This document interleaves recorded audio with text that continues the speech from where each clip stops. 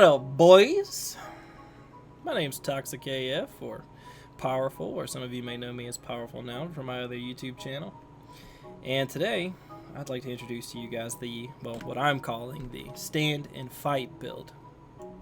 Now, I got the idea for this build from another Albion video that I watched a while ago, and I can't for the life of me remember which one it is. If you know who originally did the video on this build, please let me know down in the comments, because I'd like to give them credit for it, because I definitely did not come up with this build on my own. It's one that's been around in Albion for a while now. Now, in this guide, I'm not going to suggest a specific weapon. Instead, I'm going to suggest multiple weapons that'll work with this specific setup and the style of ganking that I do. The build itself consists of the Cleric Robe, Hunter Hood, Guardian Boots, Health Potions, and a stew or sandwich. You don't need a cape or a bag for this build, but if you decide to bring one, all I'd take with you is a tier 4 cape. The capes that benefit the build the most are going to be the Keeper Cape, the Demon Cape, or the Martlock Cape. The reason why I wouldn't suggest any other ones like Thetford Cape, which is really popular right now, is because a lot of times you're going to be camping people at dungeon entrance portals, and they're going to have a shield, so you would actually just waste the cooldown of the Thetford Cape. The build itself has 3 defensive abilities and pretty much no means of escaping. That's where the name comes from that I came up with, the Stand and Fight build. Your only means of escape is to kill your enemies, however many of them there may be. And the tiers that I would recommend for this specific build is going to be flat 5 if you're at least 85 spec in each item, or 5.1 if you're lower. Remember, as a new player, leveling your spec in an item is the best way to increase your efficiency in combat in the game without breaking your bank. The synergy of these 3 items is incredibly strong. The Cleric Robe is a defensive and offensive chest piece. The way it works is, once you activate the button, you'll receive a buff that causes the next direct attack you take to give you a buff lasting 3 seconds that makes you completely immune to damage and increases your damage by 30%. And if you have the Cleric Robe buff on yourself, and you couple it together during the same amount of time the buff is on with the Hunter Hood Retaliate special ability, the damage will go from 70% reflected damage to over 100% reflected damage, which is massive against enemies attacking you that are using high burst items like one-handed dagger or claws or frost staff. And I don't know how or why it scales this way, but we don't argue with mechanics that are broken in our favor around here. The Guardian Boots ability Giant will make you very large, everywhere, doubling your HP. Since we're using health potions which give us percentage-based healing, that means we'll heal twice as much with our healing potions while walking around as a giant. This can be further compounded by the use of a tier 8 sandwich.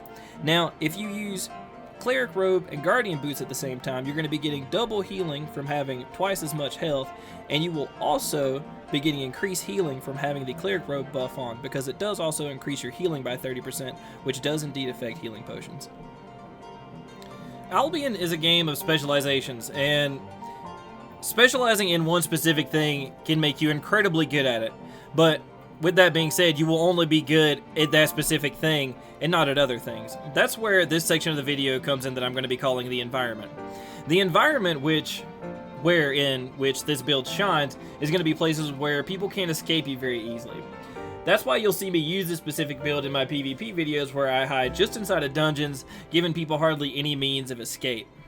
If you cut off their route farther into the dungeon and they have already hit you, they are forced to fight you like 2 hillbilly brothers, fighting over who gets to fuck their sister tonight, and you've had more Mountain Dew than your brother. Now, if the player decides not to hit you, he can simply zone out of the dungeon. But if he's entered without a shield, which does happen very, very often, he will be forced to withstand your damage for around 10 to 15 to 20 seconds. I haven't actually timed this, but it's somewhere around that amount. The main reason I didn't include a weapon in this build is due to the idea that this specific instance of 10 to 15 seconds is another specialty of ganking in itself. Weapons like one-hand dagger or regular bow can 100 to 0 a player in this short window unless they're incredibly tanky, making for some incredibly profitable kills. However, these weapons do not excel in killing multiple enemies in the way that Fire Staff or Curse Staff will.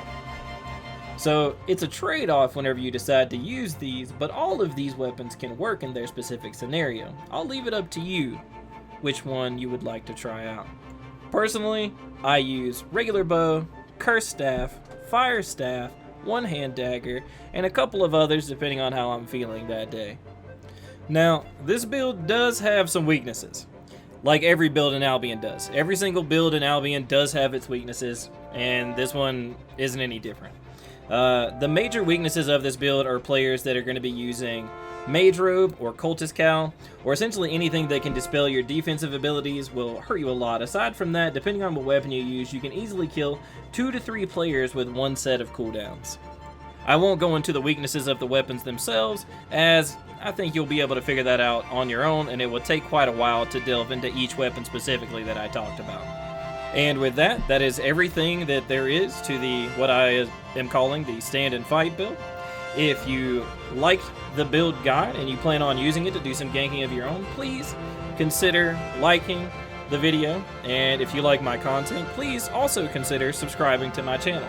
I will continue to be uploading guides of this nature and PvP of various kinds for, I don't know, until I get bored of this, I guess. So thank you so much for watching. If you've watched this far into the video, I really appreciate it. And I hope you guys have a great day, man. Get out there and make some fucking money! See ya.